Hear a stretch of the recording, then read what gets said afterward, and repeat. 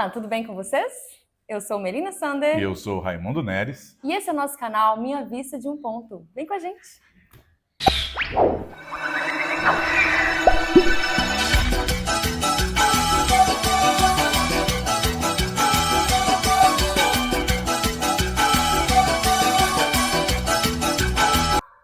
A história é a seguinte.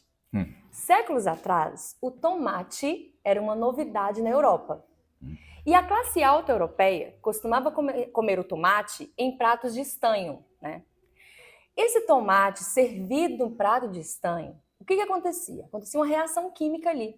Porque a acidez do tomate fazia com que saísse desse estanho o chumbo. E o chumbo é tóxico para o organismo humano, né?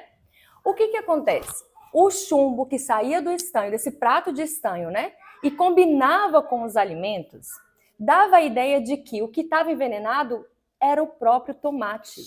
Então acreditava-se naquela época que o tomate fazia mal para as pessoas. Afinal de contas, percebiam que as pessoas ficavam envenenadas, intoxicadas, depois de comer o tomate. Tempos depois, né, estudando a questão das reações químicas, entenderam que o que provoca a intoxicação, o envenenamento, não era bem o pobre do tomate. Ele não era tão tóxico assim. Acontecia que a reação química da acidez do tomate em contato com o prato de estanho fazia com que o chumbo fosse parar nos alimentos e aí sim vinha a toxicidade para o corpo humano. Descobrindo isso, eles isentaram o tomate desse problema e entenderam que o tóxico era o chumbo e não o tomate. Isso acende muitas luzes aqui agora, viu? E o nosso assunto hoje é pessoas tóxicas. E aí, você está sendo o tomate ou o prato de estanho? Eu não posso dizer que sou o tomate, porque tomate é fruta. E entendeu a referência? Entendeu a referência. Mas, gente, isso é sério. Até onde a gente está maduro o suficiente para dizer e assumir que nós também somos tóxicos uma vez ou outra. Ou, por que não, muitas vezes. Às vezes a gente é tóxico sem perceber, com brincadeiras, palavras que não deveriam ser ditas, ações que não deveriam ser realizadas. E muitas vezes nós somos tóxicos de forma premeditada mesmo, né? Às vezes nós queremos ser e vamos lá e agimos dessa forma. Ou talvez porque a reação química entre aqueles dois elementos, entre aquelas duas pessoas, gerou esse padrão tóxico, né? Porque muitas vezes a gente é só um tomate, um ingênuo tomate. Mas quando a gente está em um ambiente que promove, né, que traz da gente, que extrai da gente aquele lado mais cruel que nós temos, aquele lado mais maldoso que nós temos, a gente pode sim manifestar o nosso eu tóxico. Então nem sempre nós somos vítimas de pessoas tóxicas. Muitas vezes o tóxico somos nós mesmos, pelo ambiente, pela combinação, pela reação química, ou porque eu acho que a gente também extrai a maldade do ser humano, porque ninguém é tão perfeito pela bondade e ninguém é tão ruim pelo lado da maldade, né? Às vezes a gente, vamos falar de uma forma genérica, às vezes a gente já tem uma certa dose de toxicidade, uma certa dose de maldade, e tá ali segurando, tá ali se resguardando. Aí daqui a pouco você se junta com outra pessoa que também tem essa certa dose. É verdade. E se sente impulsionado. Ou confortável, né? Fala assim, não, eu tô aqui nesse grupo, esse grupo é tóxico, então eu também vou ser, porque eu tô sendo levado. Não, é porque a gente já tem aquilo ali. Aquela piada de mau gosto, né? Já. Aquela piada que acaba ofendendo as pessoas. Que a gente não sabe até que ponto dói no outro. Você acha, Rai, que nesse ponto assim, do conjunto, da piada, do riso, você acha que tem limite para o humor dentro desse contexto do ser tóxico? Tem que ter limite para tudo. O ser humano, ele precisa de limite. Se não houver limite, a gente ultrapassa todas as regras, todos os modelos, todas as leis. A ideia de limite é uma necessidade nossa. Se não houvesse limite, um tomaria a propriedade do outro. Se não houvesse limite, um mataria o outro com a menor desculpa possível ali, seja o que for. Se não houvesse limite, O filho de A poderia ir na casa de B e pegar o brinquedo e falar, olha, eu quero o brinquedo. E coisas dessa natureza poderiam se desencadear em ampla violência. Então, o limite é uma necessidade. Imagine aí, nós estamos numa roda ali, eu sou uma pessoa, eu costumo dizer isso, eu faço isso, uma brincadeira, mas é uma realidade, eu sou uma pessoa que estou acima do peso, aí eu vou chegando, a pessoa diz assim, olha lá vem o gordinho. Aí todo mundo ri. Mas eu ri? Eu achei engraçado? Não. Então, naquele momento, naquela circunstância, a brincadeira foi tóxica comigo. Raimundo, mas você é um adulto, você é maduro, você precisa... Quanto mimimi é um termo que a gente tem usado muito e ouvido Você muito. Precisa superar isso. Por quê? Que eu tenho que suportar a toxicidade do outro? Por que eu que vou pagar o preço? O outro é tóxico e eu que tenho que ir para a terapia? Não é? Quantas piadas, quantas graças, sem graça, ultrapassam o limite e chegam a ter um tom de violência. Violência contra a mulher, violência contra a pessoa por sua forma física, cor de pele, religião, etnia e tantas outras coisas, sexualidade e tudo mais. Então, sabe que meu parâmetro assim, hoje em dia é justamente assim, se aquilo por acaso ultrapassa esse limite que vai ferir o outro. A gente nem sempre consegue, mas esse filtro, tentar aplicar esse filtro, né, do que, será que essa piada, será que essa gracinha vai doer no outro? Para evitar mesmo. Melina, mas tá bom, hoje em dia ninguém pode falar mais nada, tudo é ofensivo. Gente? Não é ofensivo para você, mas vamos trabalhar um pouco a questão da empatia, vamos nos colocar no lugar do outro. Se dói no outro... Como é que o outro recebe isso? Como é que o outro percebe isso? Muitas vezes eu ouvi isso quando eu estava no auge ali do meu problema de depressão. Eu ouvi isso, as pessoas dizendo assim, poxa, mas a vida é tão bonita, por que você está assim? Mas a vida é tão maravilhosa, mas você tem tantos motivos para agradecer. Por que você está pensando assim, falando assim? A pergunta base é, mas não é você que está sentindo isso. É o outro que está sentindo. É a mente do outro que está trabalhando aquilo. Se é a mente do outro, eu preciso entender como é que o outro funciona e não como é que eu funciono. Essa comparação, ela é, no mínimo, injusta com o outro, porque são circunstâncias diferentes, cérebros diferentes, forma de pensar diferente, educação diferente e, principalmente, reações químicas diferentes.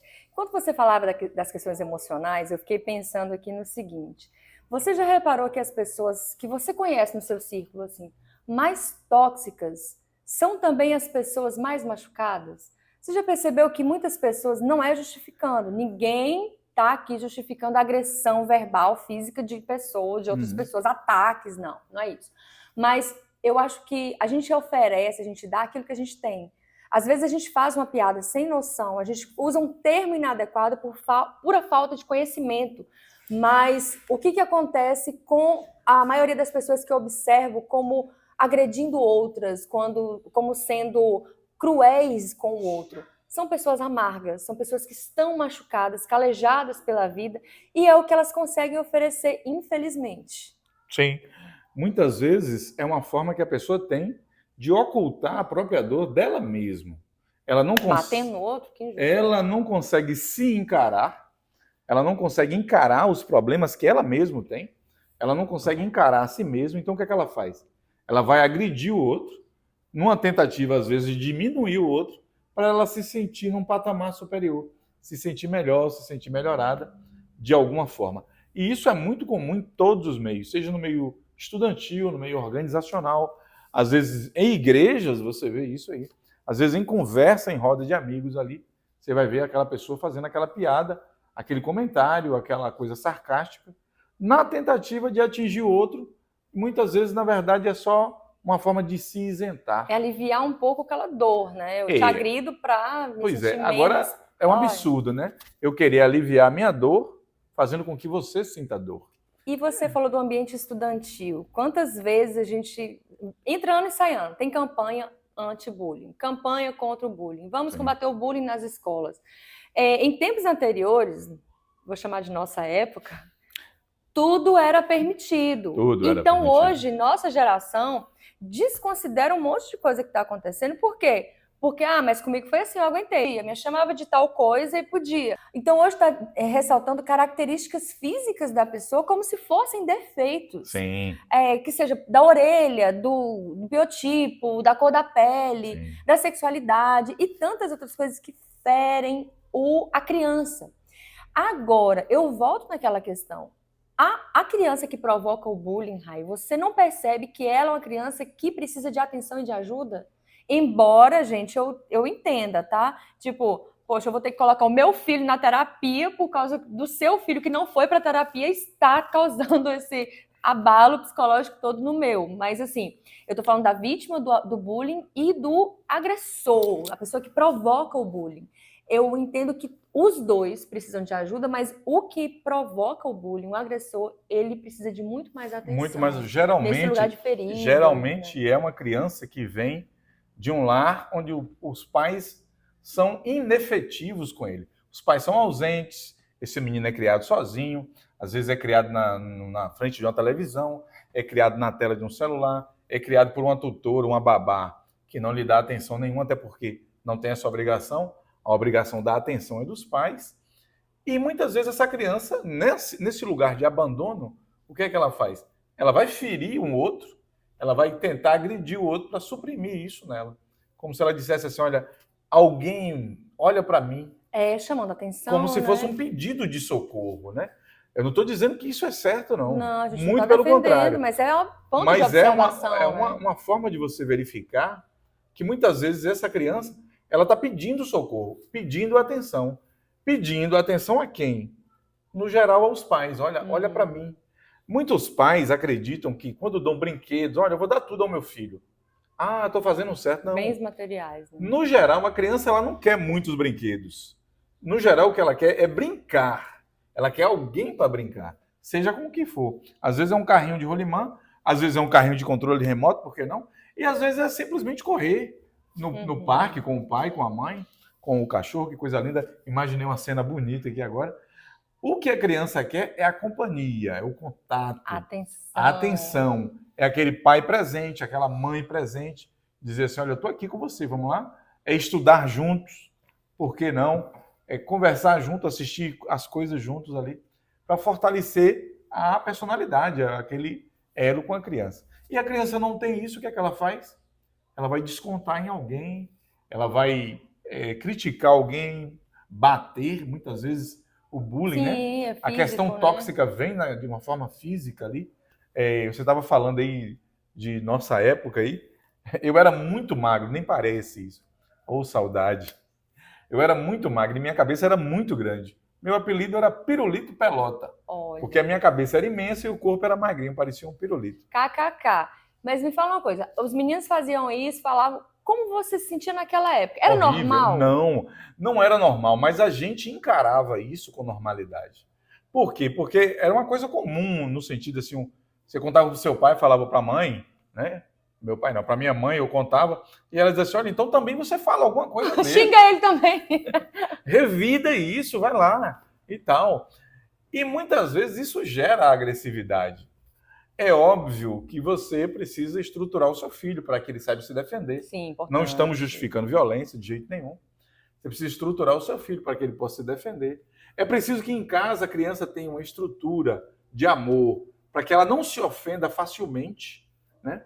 Mas a gente precisa levar em consideração que são crianças, estão moldando a personalidade. A formação de caráter. Vai impactar na vida da criança. Agora, assim, a gente pensa, mas criança não é tóxica, mas tão inocente, tão criança. Não, é muito criança para isso. Sim, gente, é capaz sim. É capaz. Crianças também são capazes de machucar outras crianças, seja por fala Sim. ou questões físicas também, né? Eles vão para agressão física, sim.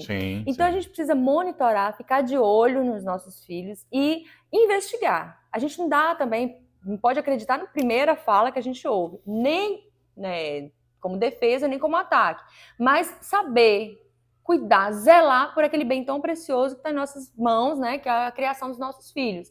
E deixá-los tão, igual o Raimundo falou, fortalecidos emocionalmente, para que também não caiam com muita facilidade nessas armadilhas da vida. E saber a quem recorrer. quando a gente também orienta a criança de que aconteceu, não fica calado, não sofre, não passa por aquilo, busca ajuda. A criança, o adolescente, eles vão ganhando confiança porque sabem que podem contar com alguém que vai estar ao lado dele.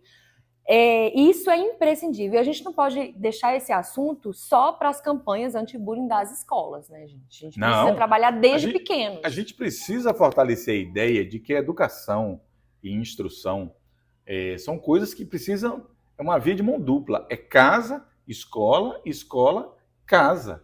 Eu não posso deixar a educação do meu filho apenas na mão da escola. De jeito nenhum.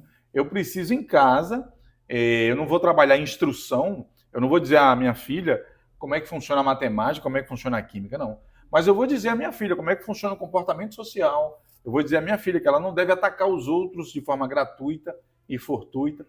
Não pode agredir o colega, olha... Tome aqui uma faca, leve para a escola. Não, de jeito nenhum. Revide. Não. Não é isso que a gente está falando. Aprender a se defender é diferente. O caminho fundamental é conversar, é saber o que é que está acontecendo com o seu filho, saber o que é que está acontecendo com sua filha, a conversa, né, o diálogo, conhecer a rotina, o que é que está acontecendo, onde é que foi isso, onde é que foi aquilo. Mas para isso, gente, aí a gente vai entrar num detalhe bem simples. A gente precisa ter entrosamento com o nosso filho. Intimidade. Isso aí. O que é esse entrosamento? É saber o que aconteceu no dia a dia. Eu tenho um costume com a minha filha que eu acho que, sei lá, mudou a minha forma de ver as coisas. Todas as vezes que eu a pego na escola, a primeira pergunta que eu faço é: como foi sua manhã? E ela me diz, na ordem ali, como é que aconteceu. Olha, tivemos aula disso que tratou desse assunto. Tivemos aula disso que tratou desse assunto. Tivemos uma aula assim que não tratou de nada, foi às vezes uma diversão. Isso gera nela uma segurança de poder me falar. Abrir, né, a oportunidade de conversa. Meu pai está interessado em saber como foi minha manhã, então eu vou falar. E aí fala as coisas. Eu vou saber de todas as coisas? Provavelmente não, mas eu vou ter um conhecimento muito grande de como está sendo a rotina dela, de como está sendo a vida dela. E isso vai dar a ela uma segurança de saber que pode contar comigo. E vai dar para mim uma segurança de saber que as coisas estão fluindo dentro de uma normalidade ou não, né? Importante. Sim. E muitas vezes dentro de casa, esses assuntos acontecem de forma mais banal. Quando a gente está fazendo vários nadas mesmo, e de repente você cria aquele silêncio em casa, sem atividade, sem celular, sem televisão, e aquele vazio te dá a oportunidade de receber uma pergunta, uma informação do seu filho em relação a alguma situação pontual que está acontecendo na escola. Porque nem sempre que você terminou a aula e perguntar aí como é que foi, fez o que hoje, nem sempre eles vão querer falar. Mas é preciso também criar oportunidade para que em qualquer momento, seja ele qual for, a criança venha até a gente para falar. Sim. E aí, falar em criança, filho, pai, e a gente está falando da mesma faixa etária, né? A criança sendo tóxica com outra criança. E quando o tóxico é o pai ou a mãe? É complicado. Já viu uma situação assim? É complicado, porque no geral, se a mãe ou o pai é tóxico, isso vai ser transmitido de alguma forma. Ou você transmite transformando a criança em outro tóxico, ou você transmite transformando a criança em um frustrado. É aquela criança arredia, que não fala nada, que é insegura. Ela não é tóxica, pelo contrário, ela aceita a toxicidade do outro. Até porque o pai e mãe funcionam como uma autoridade na vida das pessoas, né? Sim. Só que uma hora essa criança cresce. E só quando ela cresce que ela toma consciência de que esse pai, essa mãe, foram e são tóxicos em sua vida. Complicado. Essa situação é de extrema importância. Muito, né? complicado. Porque lá na infância vai formando o caráter e a identidade Sim. da pessoa. Sim. E quando a gente chega na idade adulta e percebe isso, quão tóxica é essa relação, tem uma série de conflitos, porque dentro daquela orientação do honrar pai e mãe, parece que você sempre tem que falar sim para seu pai e para sua mãe. Sim. Sempre tem que estar aberto para o seu pai e sua mãe. Só que, dependendo do grau dessa situação, dessa relação, um distanciamento saudável é necessário. É necessário. Muitas vezes é necessário. Né? É um drama, é um conflito. Lógico, né? Afinal de contas é seu pai, afinal de contas é sua mãe. Você não quer perder esse laço, mas você, enquanto adulto, enquanto uma pessoa que vai agregando maturidade, você começa a perceber que aquilo não lhe faz bem. Eu conheço a história de uma pessoa que a mãe se dirige a ela de forma depreciativa. Como que vai ficar a autoestima dessa pessoa? Imagine como é que essa pessoa olha para si mesma se a mãe dela dirige aquelas palavras. Ah, Raimundo, mas isso é brincadeira. Não. Isso não é brincadeira que se faça com ninguém. No mínimo, não permitamos, né? Isso não é uma brincadeira que a gente deve fazer. Por quê?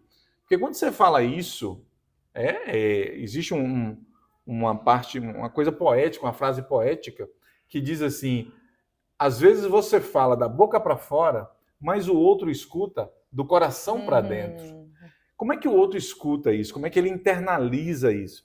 Aí você cria um filho ou uma filha com uma fragilidade emocional gigantesca, que não consegue lidar com a própria figura dela. Imagina essa pessoa que ouve isso da mãe. Ah, você é gorda, você é gordo, você é feio, você é feia. Essa pessoa se olha no espelho, como é que ela se enxerga? Ela não tem como se enxergar de forma positiva. Nesse caso, o distanciamento é uma saudável, necessidade. Né? Necessário. Eu vou dizer assim, um distanciamento seguro.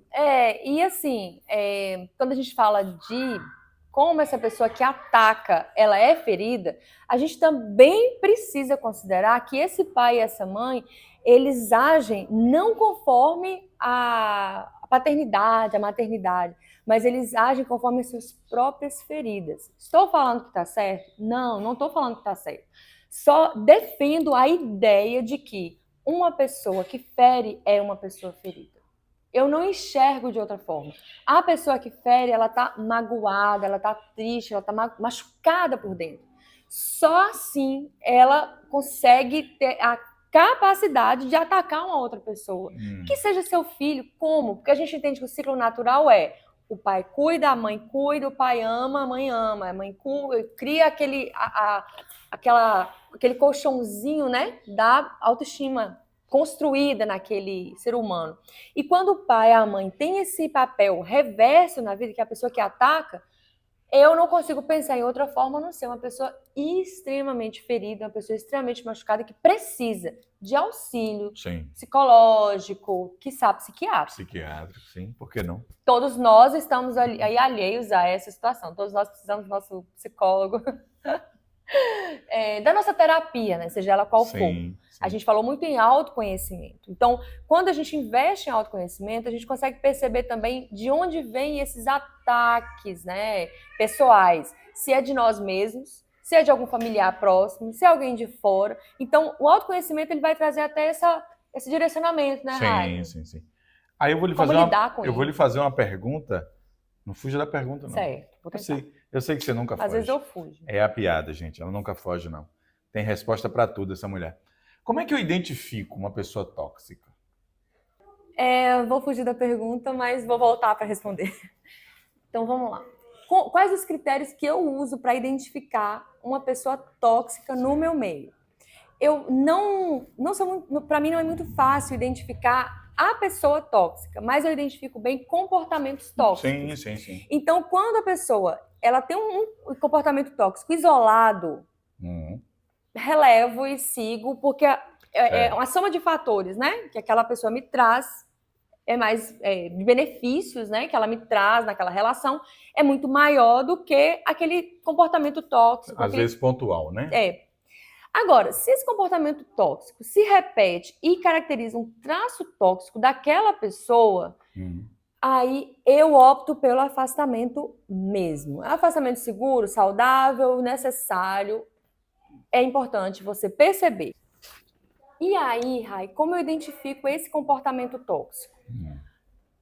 Mais uma vez eu vou falar do autoconhecimento. Certo. Porque quando eu me conheço, eu percebo quais são os meus limites. Quando os meus limites são muito bem traçados, eu percebo quando a pessoa respeita os meus limites e quando ela ultrapassa a linha, né, do que lhe cabe, esse limite. Então, o comportamento tóxico, para mim, eu avalio muito em cima disso. Quando a pessoa ultrapassa esses limites que eu reconheço como importantes para mim. Porque às vezes um comportamento é tóxico para uma pessoa e não é tóxico para outra. Entendi sua fala. Não é verdade? Entendi então eu percebo nisso aí. O comportamento tóxico, a repetição desse comportamento e se é um traço tóxico, se é uma pessoa tóxica, porque carrega esses comportamentos. Tá, vou refazer a pergunta, agora usando a expressão advogado do diabo. Você já se percebeu tóxica? Assim, numa coisa específica. Você falou assim, gente, não, eu preciso mudar isso aqui agora. Em relação a algumas piadas, em alguns termos que a gente não usa mais, termos pejorativos que a gente não usa mais, que a gente deve evitar, né? Quando refere à questão da pele, deficiência física. E como meu filho mais velho, ele tem uma síndrome, então ele tem uma questão, né, do capacitismo assim, muito forte, eu consigo identificar piadas capacitistas com muita facilidade, que eu já usei muito. De rir, de achar graça, de contar. Sim. Então, eu percebi traços tóxicos, sim, em algumas piadas, algumas gracinhas que eu fiz. Não percebi nenhum traço tóxico meu para manipular pessoas, para conquistar alguma coisa, nada disso. Mas eu acho que mais essa parte do humor mesmo, que ultrapassou. Tentando fazer uma piada, eu mesma percebi. Depois, entendendo quais os termos, por exemplo, que deveriam ser evitados. Já teve um caso mesmo que eu fui infeliz com um comentário com um amigo meu, um amigo que trabalha comigo, um amigo aí que eu não quero comentar quem é, um amigo distante, e fiz uma piada bem sem graça, foi um comentário aleatório de corredor. Sabe quando a pessoa tá falando, passando, ela fala uma coisa e você rebate um comentário aleatório? E, posteriormente, eu tive a oportunidade de saber que aquele comentário foi tóxico e tive a oportunidade de pedir desculpas, mas não porque eu tenha percebido, mas porque a pessoa me relatou, aquele comentário não me caiu bem, eu me senti mal, não foi adequado. Então, dentro daquele campo da amizade, a gente conseguiu fortalecer, inclusive, né, nossa relação por conta desse diálogo. Sim. Então é importante também a gente estar aberto para o diálogo, para aquela pessoa falar, olha, não gostei daquela piada, não gostei daquela forma, não gostei daquele jeito. Né? É o critério que eu uso. E é preciso muita maturidade dos dois aí, um para falar e o outro para ouvir de forma pacífica, né? Porque muitas vezes isso acontece muito constantemente, a pessoa vem te falar alguma coisa e você se coloca em posição de defesa. Não foi assim, olha, não foi isso, você está exagerando, não é isso. E a gente precisa ter a maturidade de parar, ouvir sem julgamento e esperar o outro falar, falou. Será que foi assim mesmo? Foi, ok. Errei aí. Porque reconhecer o erro é duríssimo. Claro, a gente falhou, machucou alguém, que péssimo, preciso ter muita maturidade, é preciso ter uma consciência muito grande de si mesmo para dizer assim, ok, eu realmente falhei nisso, foi incorreto o que eu fiz, me desculpe, me perdoe, não vai se repetir. É preciso ser grande. E se repetir, me avisa, né? Porque às vezes a gente é preciso ser muito grande para ser pequeno nessa hora, né? Porque quando a gente pede desculpas, é meio como se a gente se apequenasse. Mas é preciso ser muito grande para você se tornar pequeno a esse ponto. Isso é maravilhoso. Os personagens dessa história que eu disse que aconteceu no corredor estão aqui na frente de vocês, Raimundo e eu. Eu fui a pessoa tóxica da vida dele. Ai, me conta em você. Consegue reconhecer, além de mim, consegue reconhecer pessoas tóxicas? É fácil para você? Eu tenho medo de determinadas características. Uma característica que eu tenho medo. Gente que briga por qualquer coisa. Qualquer coisa a pessoa transforma numa briga. Ela é aquela famosa pessoa que pega um copo d'água e transforma numa tempestade. Eu tenho medo desse tipo de pessoa.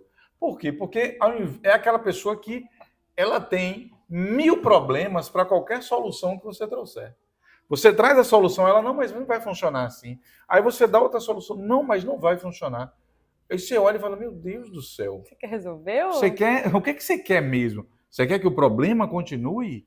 É aquela pessoa que é capaz de dizer para você, eu apenas quero brigar. Você fala, não é a ideia brigar. Então, eu tenho medo de uma pessoa que briga por qualquer coisa. Eu tenho um medo gigantesco daquela pessoa que critica demais. Tudo ela acha um erro, tudo ela acha um problema, tudo ela acha uma falha. Você, às vezes, vai lá e arrumou uma coisa, né? Pintou um negócio ali. Tá lá uma parede sem pintar. Aí você fala assim, poxa, vou pintar essa parede aqui, porque minha mãe vai gostar, meu marido vai gostar, meu esposo, meu namorado, seja lá quem for. Vou pintar. Aí pinta, o outro chega e diz assim, ah, mas quem foi que pintou isso aí? A pessoa estava doente? O que foi que... Ah, que tinta feia, que pintura mal feita, que... Gente, de onde é que sai essa capacidade tão grande de criticar? Só vê os Tudo. defeitos. Só olha os defeitos. Não Defeito entre aspas, inclusive. Pois né? é, às vezes, vou tornar aqui uma coisa muito específica. Às vezes o filho vai lá, achou um lápis de cor. Essa é uma cena muito comum em muitos lugares. O filho achou um lápis de cor, foi na parede e desenhou. Na parede da casa, desenhou ali. A mãe vem, olha a parede toda desenhada e quer matar o menino. Porque você só me dá problema, você só me dá dor de cabeça, você só quebra as coisas, você pinta. Mas é uma criança. Ninguém instruiu ela que aquilo não era permitido. Ninguém deu a ela um caderno de desenho para ela desenhar a parte. E ela ali expressando só arte. Não estou dizendo que está certo, eu estou dizendo que é preciso compreensão. A gente não pode sair criticando todas as coisas. Vou usar agora outro exemplo. O marido, está ali o marido, a esposa está deitada, é um domingo e tal. O marido vai e começa a lavar os pratos, né? Aí, ó, tá lá lavando os pratos. Homem é um bicho desajeitado no geral. Aí a esposa vem e fala assim, mas se é para gastar todo o detergente, é melhor não lavar. Aí o cara olha assim e fala, meu Deus. Eu aqui me esforçando. Eu nunca lavo o prato. No dia que eu vou lavar, a criatura vem... Não, gente, pelo amor de Deus, para com isso de criticar tudo. Não vai fluir bem isso aí. Então eu tenho medo dessa pessoa que todas as coisas ela acha uma crítica.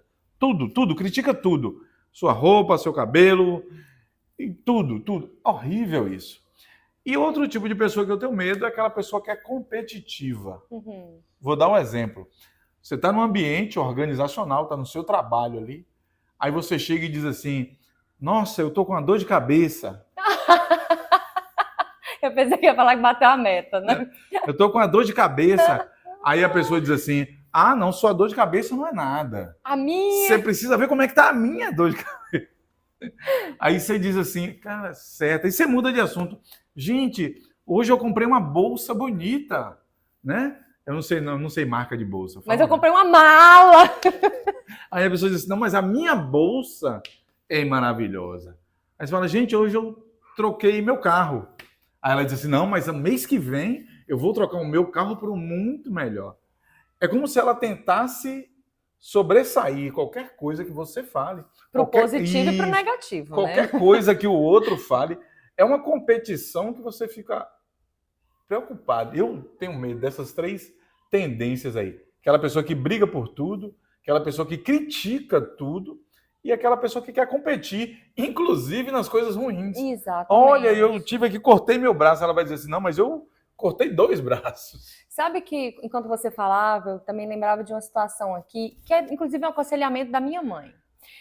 Mãe falava assim, cuidado com as pessoas que criticam outros para você. Sim. Eu considero um comportamento tóxico. Sim. Quando alguém critica muito terceiros pra gente. Sim. Porque o que minha mãe falava era isso. Se alguém fala muito defeitos, né, coisas negativas de outras pessoas, quando você levanta ela, se a pessoa se encontra com outra pessoa, você vira o tema. Então, certeza. eu observo também muito, né, no campo da amizade, como essa pessoa se comporta em relação a terceiros. E, aquela amiga fulana não é boa, ela fez isso, e a outra amiga ciclano também não. Eu falei, amiga, a próxima sou eu, porque, sério, porque se tá assim, né?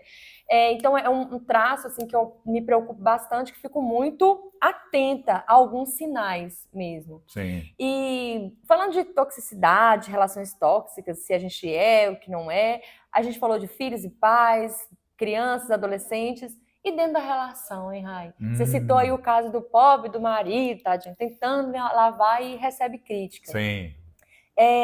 A gente fala de relações tóxicas, quão prejudiciais elas são para a autoestima da pessoa. Sim, né? sim.